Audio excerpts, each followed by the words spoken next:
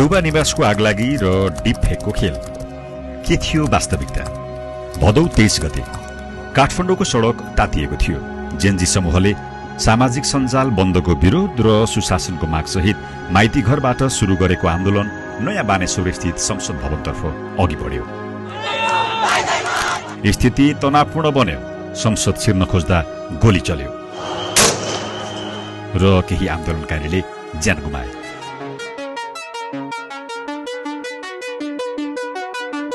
त्यही साँझ कंग्रेस सभापति शेरबहादुर देउवाले प्रधानमन्त्रीलाई भेटेरै सामाजिक सञ्जाल बन्द गर्ने निर्णय फिर्ता लिन आग्रह गरे। उनकै पहलमा राति 10 बजेदेखि सामाजिक सञ्जाल खुल्यो, तर भोलिपल्टै घटनाले अर्कै मोड लियो।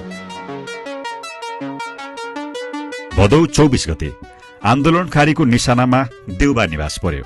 अचम्मको कुरा त के थियो भने देउबा स्वयं आन्दोलनकारीका मागमा सहमत थिए। त्यसैले उनी घर छोडेर भागेनन्, तर आक्रोशित भिडले उनको घरमा आगो लगाइदियो। 10:30 बजेसम्म म त्यहाँ सँगै छु र सुरक्षाकर्मी साथीहरू आएर 80-90 जना जति मान्छे भेला भइसक्नुभयो चोकमा। यस्तो नारा लाग्दैछ, के गर्ने हो, निक्लिने हो कि घरबाट भन्नुभयो। सभापतिज्यूले के भन्नु भने किन निक्लिने, अब अरू बेला नि जुलुस आउने, विरोध गर्ने। अब हिजो त्यत्रो चाहिँ बच्चाहरू मान्छेहरूलाई आक्रोश छ, अलिकति असन्तुष्टि छ, ठिक छ केही भन्ला, ननिक्लिने भन्नुभयो। देउबा र तत्कालीन परराष्ट्र मन्त्री डाक्टर आर्जु राणा देउबामाथि कुटपिट समेत भयो। सेनाले उहाँहरूलाई उद्धार गरी शिवपुरी सैनिक ब्यारेकमा उपचारका लागि लग्यो। तर यो भौतिक हमला भन्दा भयानक डिजिटल हमला भदौ 27 गतेबाट सुरु भयो। भदौ 27 गतेदेखि सामाजिक सञ्जालमा एउटा भिडियो भाइरल भयो। देउबाको घरमा करोडौं पैसा जलिरहेको भन्ने, अन्डरग्राउन्ड पानी ट्याङ्कीलाई पैसा लुकाउने ट्याङ्की भन्दै गलत प्रचार गरियो। केही जिम्मेवार नेताहरूले समेत यसलाई राजनैतिक मसला बनाए। यो स्थान चाहिँ घर बनाउँदाका बखतदेखि नै सञ्चालनमा ल्याइएको अन्डरग्राउन्ड पानी ट्याङ्की हो, जसलाई चाहिँ पछिल्लो समयमा सुरुङ भनेर व्यापक रूपमा दुष्प्रचार गरियो।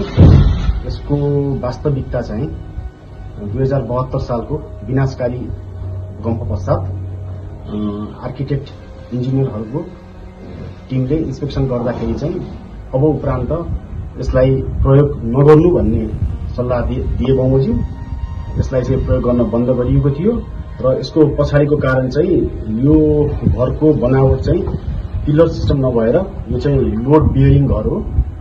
त्यही भएर चाहिँ लोड बियरिङ घरमा चाहिँ यसरी अन्डरग्राउन्डमा पानी ट्याङ्की हुनु चाहिँ घरको संरचनालाई जोखिम हुने भएका कारण यसको रिप्लेसमेन्टमा चाहिँ अर्को पानी ट्याङ्की यही कम्पाउन्डभित्र बाहिर खनिएको थियो।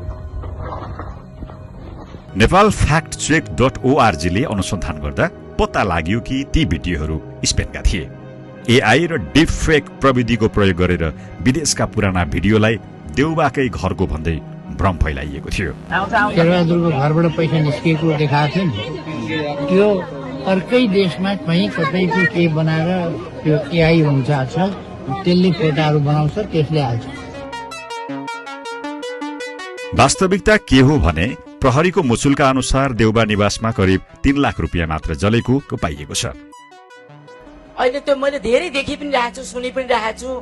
घरमा नेताको घरमा 1.5 लाख पैसा जसको पनि हुन्छ, त्यो पैसा अहिले मेरै घरमा हेर्ने पनि अलिअलि पैसा हुन्छ। हेर्नुहोस्, त्यो पैसा डढाउँदै गर्दा थोरै फेद 2-4 फेद देखाएर चाहिँ त्यो धेरै पैसा डढो भन्न सकिँदैन। जसको घरमा नि हुन्छ त्यति पैसा डढ्छ।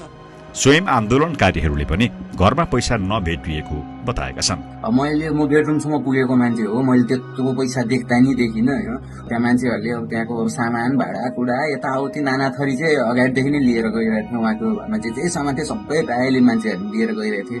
त्यहाँ पोर्ट्रेट भन्दा नि त्यहाँ लुटपाट जस्तो भइरहेको थियो क्या, एक किसिमले भन्ने नै हो भने चाहिँ। कसैलाई बदनाम गराउने उद्देश्यले बनाइएका यस्ता फेक भिडियो र फेक सूचनाले हाम्रो धारणालाई नै गलत बनाइदिन्छन्।